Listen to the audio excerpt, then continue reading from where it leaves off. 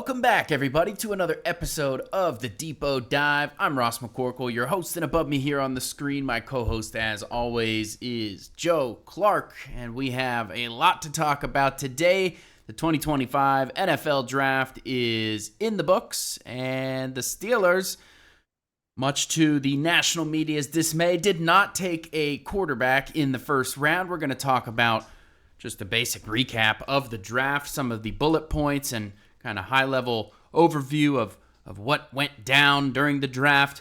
Then we're going to dive into the quarterback situation, including the Steelers drafting Will Howard in the 6th round.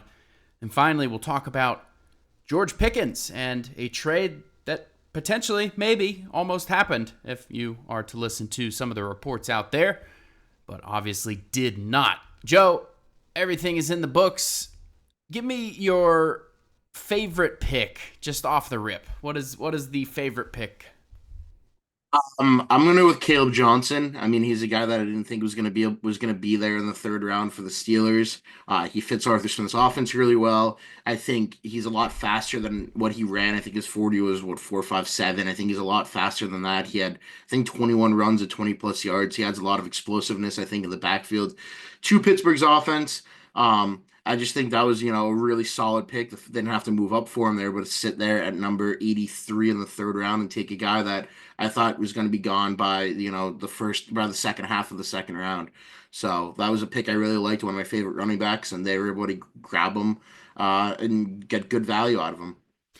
Yeah, I saw some college statistic type stuff. I don't necessarily know how to verify this, but I saw some top speed kind of miles per hour things from him that were up in the 21 mile an hour range on some of his runs, and that is a pretty fast run. That's, if you look even in the NFL on next gen stats, that would measure up pretty well against some of the running backs and even wide receivers in the league at that speed. And so I agree. I think Mike Tomlin downplayed any potential speed concerns with him, and Arthur Smith repeatedly kept saying he's explosive in that press conference he did after the pick. And so the Steelers definitely view him as somebody who can add some explosion to their offense.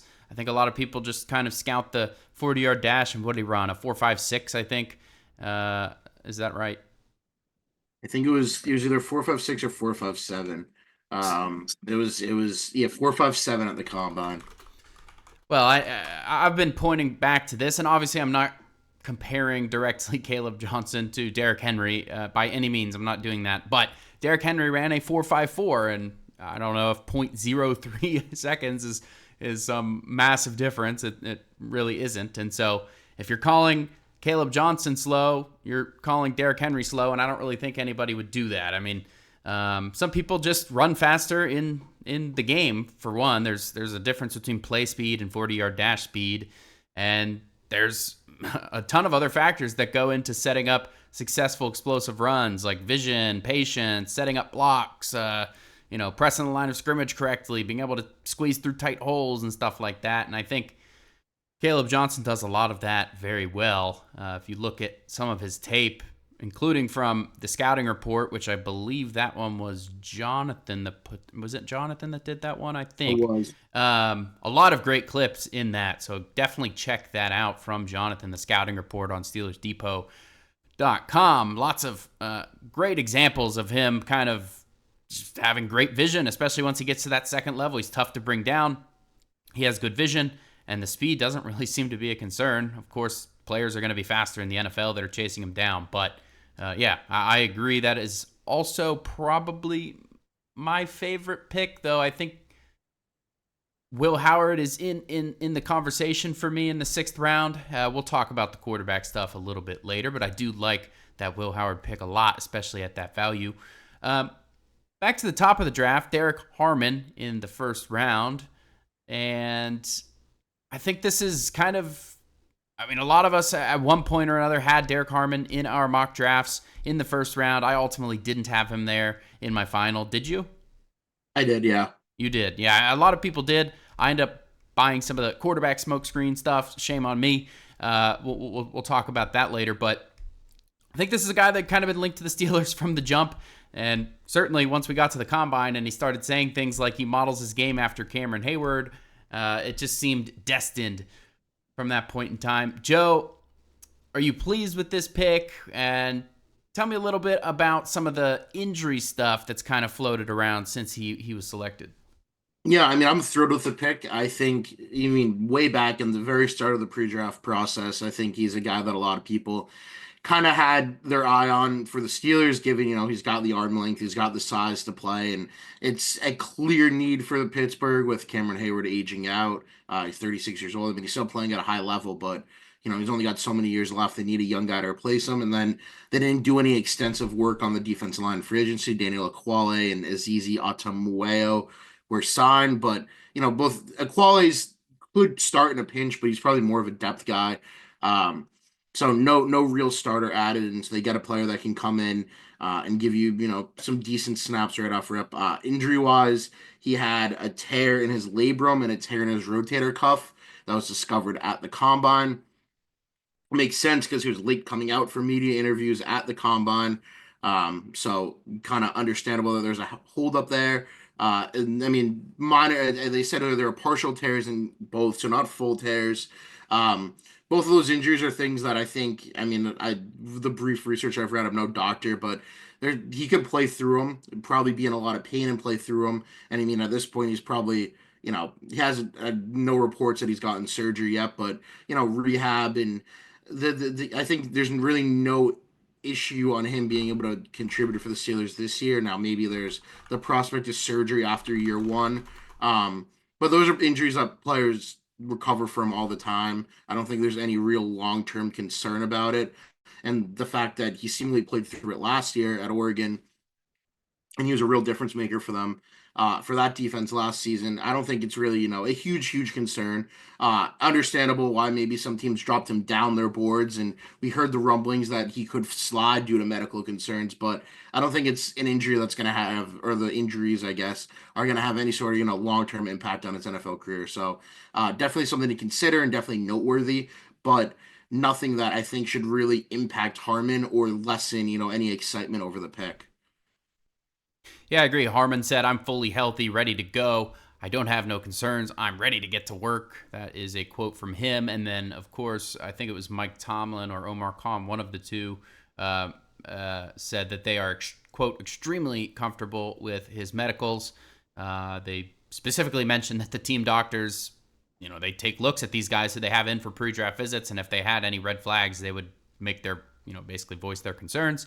And it sounds like they did not. So, yeah, I don't know the extent of the injury stuff, and I've seen some things thrown around about could need, surgery. I don't know how valid those reports are, to be honest.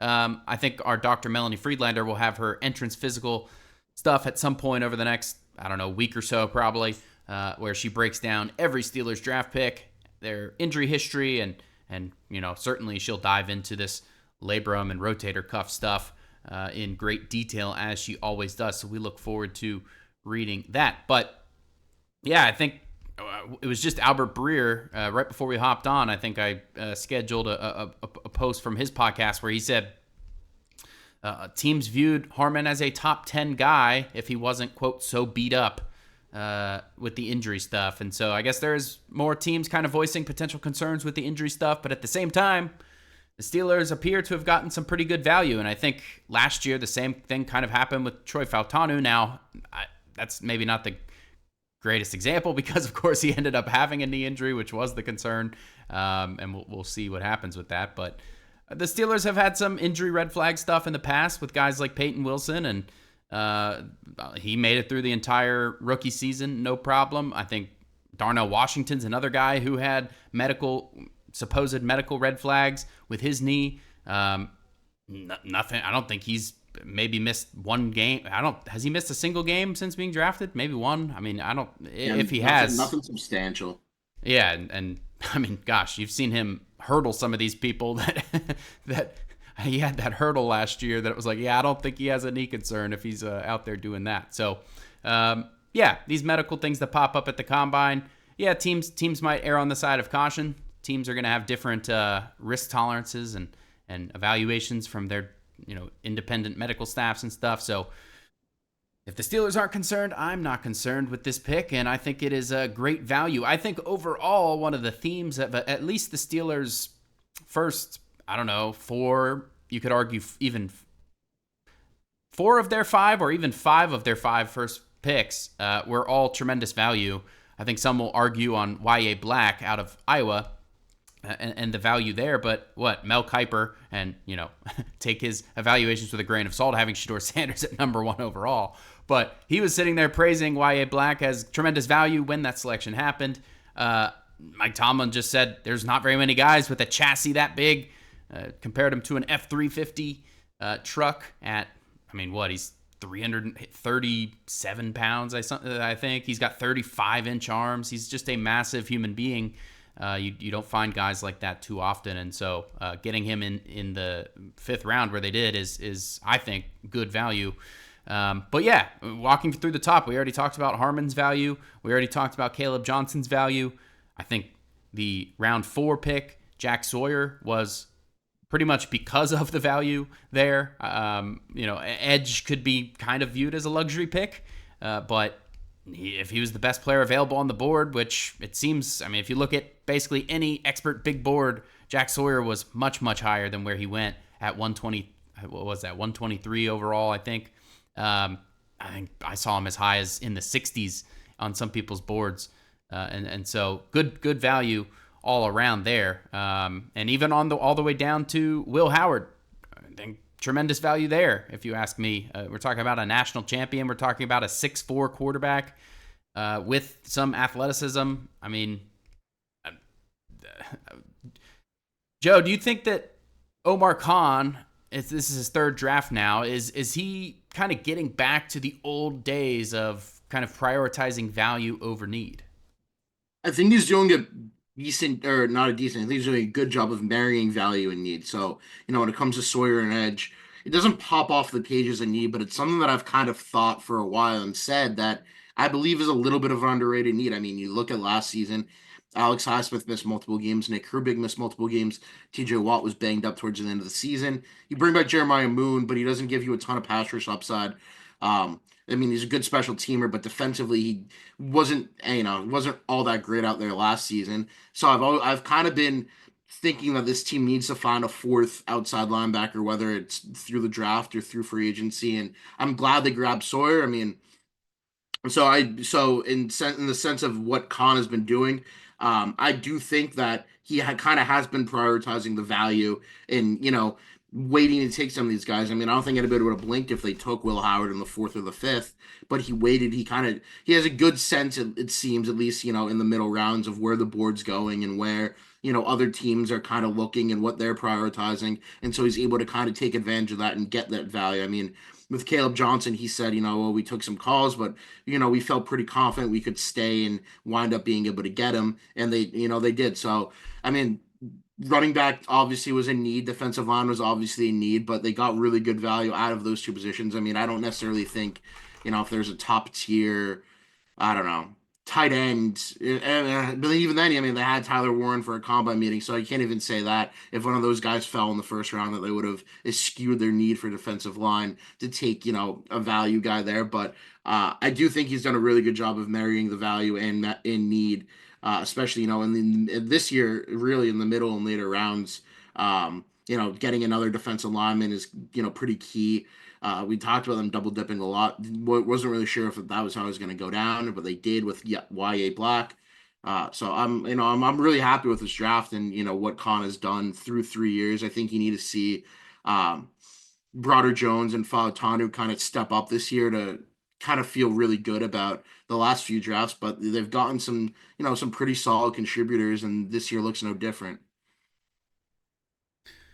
Yeah, the defensive line, the double dip, it's kind of an interesting situation, especially like you said, they have a Quale, they have a Sezi, the room is jam-packed at the moment. They did release Montravius Adams just yesterday, but until and unless they release Dean Lowry, that room's got I think it's 8 or 9 guys competing for 3, maybe 4 spots. So it's going to be a heated camp battle, it looks like, at that position. And I think Carl Dunbar's had some interesting things about how they want to use Derrick Harmon and Y.A. Black. I think a lot of people assume because Y.A. Black is 330 plus pounds that he was more of a nose tackle. And I think he played a lot of kind of B gap over guard in college. But Dunbar described him as more of a four tech. It was where they saw him. They said he could play anywhere, but they view his length as kind of fitting more of a playing out on the end kind of thing. So I did find it interesting that Montravius Adams was released, and how does that make someone like Black fit? I don't really know who their backup nose is. You got Keanu Benton, who Dunbar basically vouched for at the nose spot and said we like him where he is. On the other hand, you have Omar Khan saying at the combine that they are, view Keanu Benton as being able to play anywhere along the defensive line. And so how do those two things marry? If Benton is playing outside, who's playing inside? The answer probably is Black, just looking at the roster right now. I mean, I don't know who else it would be. Dominic Davis is another 20 plus pounder. But, he was a practice squad guy last year. Is he going to make the roster? I don't know. And so as we sit here right now, I don't know if Dunbar kind of undersold that whole situation with Y.A. Black, maybe not playing nose as much. But I could see him playing, 100 snaps, kind of in the A gap, B gap kind of situation in his rookie year, definitely. And so I think that's everything from that discussion. I want to move into the quarterback stuff, and starting with just in general, I think the Steelers did an effective job at laying a smokescreen. I will go ahead and question why. Like, what's the point of laying that smokescreen? I mean, were they trying to prevent a team from trading up ahead of them to get Harmon? I don't know. I guess that's possible. I don't know what the kind of hard sell on the quarterback situation was, but they had their pick of every quarterback other than Cam Ward, and they passed. So, whether that's Shuck, whether that's Jackson Dart, whether that's Jalen Milroe, Shedeur Sanders, of course, they passed on all of them at 21 overall. And some of these guys, they passed multiple times. Joe, are you more surprised that they passed on a quarterback in the first round? I guess Dart was the only other quarterback in the first round other than Ward. Or are you more surprised that they passed on Milroe in the third round? I was definitely more surprised by the fact that they didn't take a guy in the third or fourth round. I mean, once you got to the fourth round, I guess it's kind of you saw how the draft was trending that, a lot of these quarterbacks were falling and going later than I guess you thought. But the third round definitely surprised me a little bit, just given the fact that, Milroe was there, Sanders was obviously still there. These guys that, we read all about how much they loved them and would consider taking them in the first round, and for them to be sitting there ready right for the taking at number 83 and for them to pass was a little bit surprising. I mean, that was an area where I think a lot of us kind of thought they would go running back. And the rumors leading up on that draft day was that, running back was likely potentially, another. I think Jared Dulac had running back or potentially edge. And then there's some like whispers that maybe they'd consider a quarterback. And I think, as we got closer to the pick, I wasn't really thinking he was going to be a quarterback, but heading into the day, I mean, I definitely think it was a strong possibility. So that was definitely more surprising than passing in the first round when only one other quarterback had gone. It didn't seem like anybody in the league was super high on the quarterback class. Like nobody jumped the Steelers to take a quarterback. That was something that had been, posited a lot before the draft. So I think them passing later in the middle rounds was probably, I mean, it was definitely a lot more surprising, but they still got a guy that I think many had thought to be, a third, fourth, maybe fifth round pick in the sixth. So it worked out. I mean, Milroe definitely has tantalizing potential and would have been an intriguing dart throw, but if you're taking him in the third, he's not going to play this year. And I think if you're setting yourself up to take a quarterback next year, then like, how much of a chance are you really going to give him to develop if he has, the type of potential that he might have, but you really have to bring that out of him. And there's a much higher chance that he busts out. And now you land a player like Caleb Johnson, who could be, your most productive running back as a rookie. Yeah, I think I was more surprised by passing on a guy like Milroe in the third than them passing on a quarterback in the first. I think now, of course, my final mock had a quarterback in the first, and so it's a little difficult to sit here and say I was not surprised by them passing. But by the time the actual draft rolled around, that whole day leading up to it, every insider was starting to doubt. Okay, it seems like Shedeur Sanders is going to fall second round, and of course he ended up falling much further beyond that. And so by the time the draft actually started, I think I was back on board with the defensive line stuff, and I just was so hung up on the fact that there was reports that the Steelers had first round grades on both Dart and Sanders, and if you have first round grades on a quarterback, how can you justify passing on that? Now, people are going to say, oh, but it's a weak quarterback class. That's not how NFL teams assign their grades. They don't assign the grades relative to the class. They assign their grades, relative to what they think a player's talent level is. So if they're giving a player a first-round grade, they believe that is a first-round pick in any draft class, not just this draft class.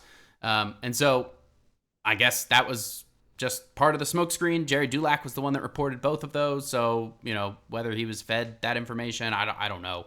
But it would appear, obviously, they did not have first-round grades on the quarterback. So that was kind of what hung me up. I think a lot of other people were hung up by that, of course. But I will absolutely eat the L on this one. I was very, very wrong. And, of course, taking a quarterback in the first, the rest of my mock draft was pretty wrong as well. Did I get any picks? YA Black I had in a couple of my mocks. Did you have anyone else besides Harmon? I think I went Ofer besides Harmon. I had Yeah. I had, I had Kyle McCord in the third, which obviously does not look as good now. But yeah, I had McCord in the third. I had Giddens in the fourth. Forget what I had in the fifth. I have to go back and look. And then I had Dante Thornton in the sixth, Who and I went forget much what I higher. had two. Yeah, he did go much higher. He went before the Steelers had a chance to take him in the fourth. Yeah. Yeah, I think there was a lot of that going on. Isaac Tesla is somebody I had in mind, and he ended up going in like the third, I think, which is just Yeah, the wild. lines traded up to grab him. Crazy. I mean, I like him. You don't have to convince me, but still, I was even surprised by that. So, anyways, getting back to the quarterback stuff, I think Will Howard is very intriguing value to me. My big question, and you kind of alluded to it, is how are they going to get him snaps to have a chance? Because if the Steelers are going to draft a quarterback in the first round next year, then presumably you're going to be talking about Howard as at best getting those second string snaps this time next year. After they've kind of, I don't know. I guess maybe since the Steelers are kind of slow roll their draft picks into snaps, I guess there is a potential where Howard could be QB1, quote unquote, for the first, couple of practices in the offseason and maybe even at training camp next year, potentially. Although, what is Rudolph signed to a 2-year deal? So potentially he could, right? He's on a 2-year. So he'll be around Yeah. next camp. So I just struggle to see how they're going to get Howard snaps, though. If he's good, then he will get his snaps. I think that's the thing to keep in mind is if he truly is good, the Steelers are going to give him a shot at some point. Now, people are going to counter that with what happened to Mason Rudolph. Is this just going to be the next Mason Rudolph in terms of people believing he should get a chance, he doesn't get a chance, and then maybe he gets a chance like 5 years too late and looks pretty good, and whatever's gone down with Rudolph. I mean, there's a potential for that to be the case with Howard. But did you watch the Gruden QB class with Howard, Joe? I haven't watched the full thing yet. I've watched like 90% of it. I watched it when it came out, when it premiered to go through. And I skimmed through a little bit there, and then the other day I went back and kind of watched what I had skimmed through. I think there's like 2 or 3 minutes that I haven't seen of it, but it was, I mean, it was awesome. It was, I mean, it was love. You love the attitude that he brought to it, and I mean, Gruden seemed to love him too, but Gruden also seems to love a lot of guys. Um, Right. but it was a very fun watch. I agree. I think the biggest things I came away from in that is he very quickly processed and picked up on instruction. Gruden kind of puts these guys through simulated installs, if you will, and he installed an audible package for Howard. You're going to do this in this situation, etc. And then he tested them both in the classroom, and then once they got out onto the field, and Will Howard did a good job with both of those. Now Gruden basically said, how is this guy not a first round pick? And said, things like, this is the first quarterback in the draft that should go, kind of thing. My understanding, I haven't watched all the other episodes. My understanding is he maybe said that to a few different people. So take that with a grain of salt. But there is something to be said about a 6'4", 200 and whatever he is, 220 something pound quarterback who won the national championship. He has that pedigree. He has some athleticism. He's got some mobility. He didn't necessarily use it as much at Ohio State, although he did in the national championship game. He ran several times in that game and kind of helped them win with his legs. But at K-State, he used his legs a lot more. If just looking at it on paper, he's the kind of guy that probably maybe 6, 7, 8 years ago would have maybe been a higher draft pick. I think now there's a bigger premium on high-end athleticism and kind of dual threat. I think Howard, I wouldn't necessarily classify him as a dual threat. I think he can run. He's an athletic quarterback, not a dual threat. I don't. Is that fair to say, Joe? Yeah, definitely. I mean, he can use his legs. He's used his legs effectively. I mean, he's got a couple of long touchdown runs, but he's not a guy that, you're gonna build your offense around, the read option, or he's not a dual threat. But if you need him to, be able to scramble and pick up a few yards, he's more than capable of doing it. He's not going to be a statue back there. No. He can use his legs effectively. He's just not going to be as good of a runner as some of these other guys you see in the league. And the other thing that Gruden highlighted was his ability to make throws without stepping into them. And that was like what Gruden was the most impressed by throughout the entire thing. He highlighted a couple throws on his tape where he was able to throw on target without taking a step, basically with pressure coming in his face. When you can't step up, he was able to get those passes out, stand in the pocket, and be accurate, complete those passes in big moments. And that is a pretty big deal. So, yeah, I think there's a lot to like with Howard. Our Alex Kozora gave him a second-round grade, and I trust Alex's evaluations. I think he always does a good job with those, and so I think there's a lot to be excited about with Howard, especially in the 6th round.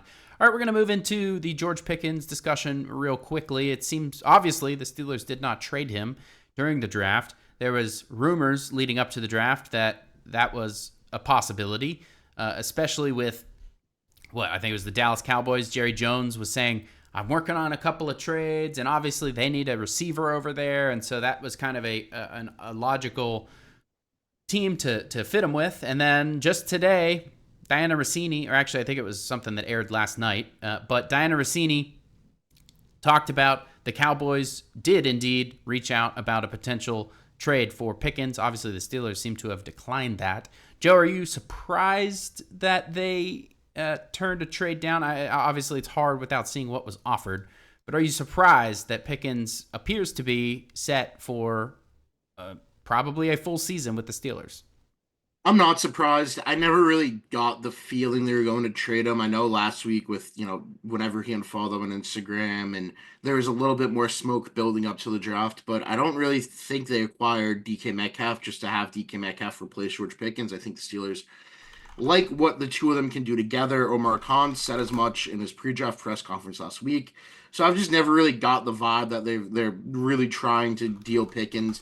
I mean, there's three ways they can go about it with him. Either they sign him to an extension, I don't think that he's getting an extension this offseason, but he plays out next year. Either they sign him to an extension, either they tag and trade him, or they just let him walk and get a comp pick. Or I guess they could trade him at the trade deadline, but I just don't think that will happen because I don't necessarily know if the value is going to be there, and you'd have to be in a bad spot to be willing to trade him by the trade deadline. So I think the Steelers are fine letting things play out this year. I mean, if his attitude really, really becomes a problem, then I guess, yeah, then you look to trade him by the deadline. But I think playing with Metcalf is honestly going to free him up a little bit to get the ball a little bit more. I don't know if he's going to really be throwing as much of a fit this year as he has in the past about things like that. I mean, you never know with him, but I think the Steelers are confident that he's at least going to be a little bit more mature and at least get through the season without being a major headache. and give the Steelers, a pretty solid wide receiver tandem with him and Metcalf. And then after the season, see how things play out and figure out his future then. But trading him this offseason, I just think would have been short sighted without giving that pairing a chance to see what they could do. Yeah, you would have created another hole, and there weren't a ton of great receivers in this draft. I think if you look back, what was it? Was it only two receivers that went in the first round? There was Tat, Igbuka, and Golden, so I think three. Okay, so and then I guess Hunter, of course, but Thoreau, not Tat. T Mac, yeah, he's gonna at you. Yeah, so I think we're on the same page there. Trading Pickens probably wouldn't have been a wise move. I've never viewed him as, obviously he's got his character downsides. I'm not disputing that, but I don't really think he's been like a huge throw a fit guy necessarily. He's been a big sore loser guy, which is, it's not good optics. People aren't going to like it. No one likes a sore loser. But has he really? I mean, there was the report that he got mad at Azani at one of the first practices last year, whatever. But have we really seen him doing some of the late career Antonio Brown type of stuff? I don't think so. I don't view. There's the one game his rookie year against Atlanta. That was the only time that I think, because he wasn't getting the ball, that he lashed out on the sidelines and was. But that was 3 years ago now. So he was 19 years old. Yeah, exactly. He was a kid.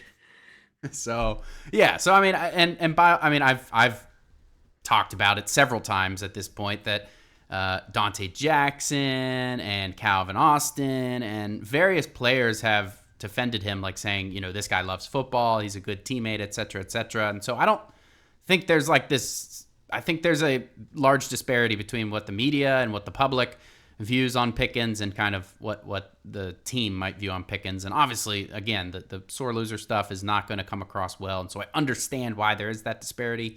But I don't see there, and maybe I'll eat my words, but I don't see there being a big kind of blow up. And Pickens has every reason to behave. I mean, this is a contract year for him. And if I think someone, I can't remember who, made a very pertinent point about if Mike Tomlin can't handle somebody's personality, is anyone else in the league going to feel confident that they can? And so it would be in Pickens' best interest, and I'm sure his agent probably tells him the same. If his agent's worth his money, hey, this is a big year. You got to be on your best behavior. So, yeah, that's my opinion on Pickens. The Steelers signed Robert Woods. That's an interesting one. Joe, real quick, how do you think he fits? I mean, where is he? Wide receiver? He's not wide receiver 1 or 2. That much I know, but what beyond that? Yeah, I mean, I guess maybe a lesser Van Jefferson role. He's not going to see the same number of snaps, obviously, as Jefferson did last year, but a veteran that is willing to block and can probably give you 15, 20 receptions. I mean, I don't really see it with Robert Woods at this point. I mean, I like him as a veteran in the locker room, and I like that he's willing to block. I just don't see how he's gonna play that many snaps on this team this year. I mean, even I don't really see him being a huge factor in the slot. I mean, he could spell Metcalf or Pickens on the outside for a few snaps a game. I think that's really probably what you're bringing him in for, and somebody that will be willing to sound like a broken record, will be willing to block and help out. I mean, Arthur Smith loves his receivers that will do the dirty work. So, I mean, for $2 million, it's really not a big deal at all. I just don't think he's going to have much of a role at all this season. Yeah, is he 33 years old? Yeah, he's up there. I think last year he had 20 receptions, something like that. And I mean, I can't really see him doing much more than that. Yeah, this is 20 catches for 203 yards. He's entering year number 13 in the NFL. Yeah, 203 yards, no touchdowns last year, only one touchdown the year prior. And so, once upon a time, this would have been a relatively exciting signing, but this is a guy kind of in the twilight of his career that I wouldn't be surprised if, I mean, it wouldn't. I'll put it this way: it wouldn't shock me if he doesn't make the roster. To be completely honest with you, I think I think there's a better chance than not that he will. But yeah, Roman Wilson, Calvin Austin III, kind of entrenched in that slot role. I like Ben Skoranek, and he has special teams value. How much special teams value is Woods going to have at this point in his career?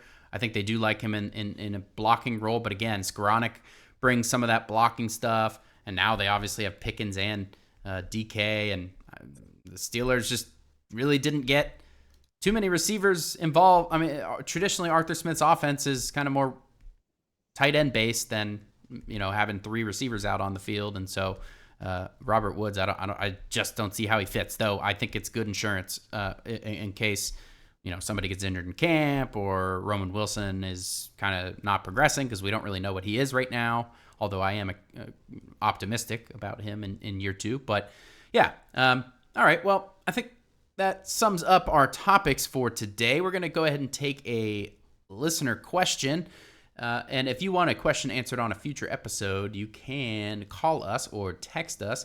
And that number is going to be in the show notes as well as at the bottom of the screen if you're watching this on YouTube. But it is 412-254-3145. Again, you can leave us a voicemail or you can give us a text, and I will answer your question along with Joe on a future episode. This one coming from Sam, who lives in Pittsburgh. We don't get too many questions from people actually local in Pittsburgh.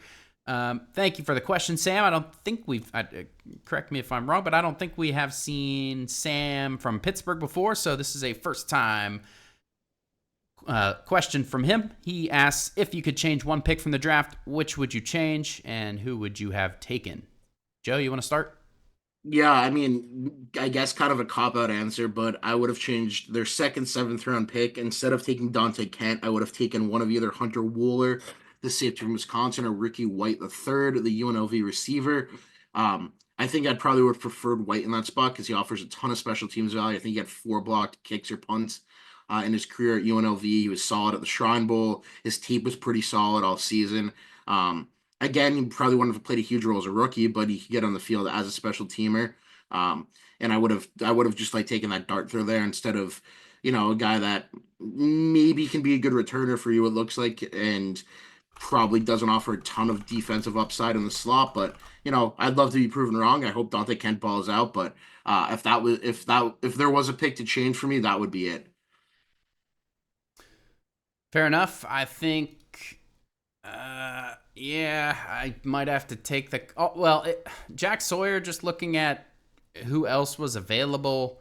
Alec Iomanor would have been an interesting one for me, the receiver from Stanford. I just think he's a height, weight, speed guy who had a couple of insanely impressive games, including one against Travis Hunter where he lit him up for 200 and just an absurd amount of yards. I can't remember the exact amount, but 200 and something yards, 3 touchdowns, pretty much exclusively matched up on Travis Hunter. And so to do that to the number 2 draft pick is impressive. And so he's somebody I would have probably considered there in the 4th round instead of a Jack Sawyer, although I do like that pick. And that last pick, like you said, with Dante Kent, I think he probably could have been had in the undrafted pool, and so for that reason I may have gone for somebody like was Kobe Bryant still available at that pick? I believe he was. And so I probably would have gone with a Kobe Bryant or somebody like that, and then you can always go ahead and sign Dante Kent. But maybe I'm wrong. Maybe NFL evaluators were higher on Kent than he basically slipped through the cracks. Had you heard of him even? No. Yeah, I had. I think I played with him. I think I played with him in College Football 25 once, but didn't register. Perfect. Well, yeah, I think I looked at mock drafts, and there was one guy in all of the NFL media space that had ever mocked him anywhere. So I think that was Connor Rogers. So shout out to Connor Rogers for including him in a mock with a draftable grade there. And he ended up being correct. But that is all for today's episode. We hope you enjoyed the show, and we will be back next Tuesday. As always, I'm Ross, that's Joe, and we will catch you guys next time.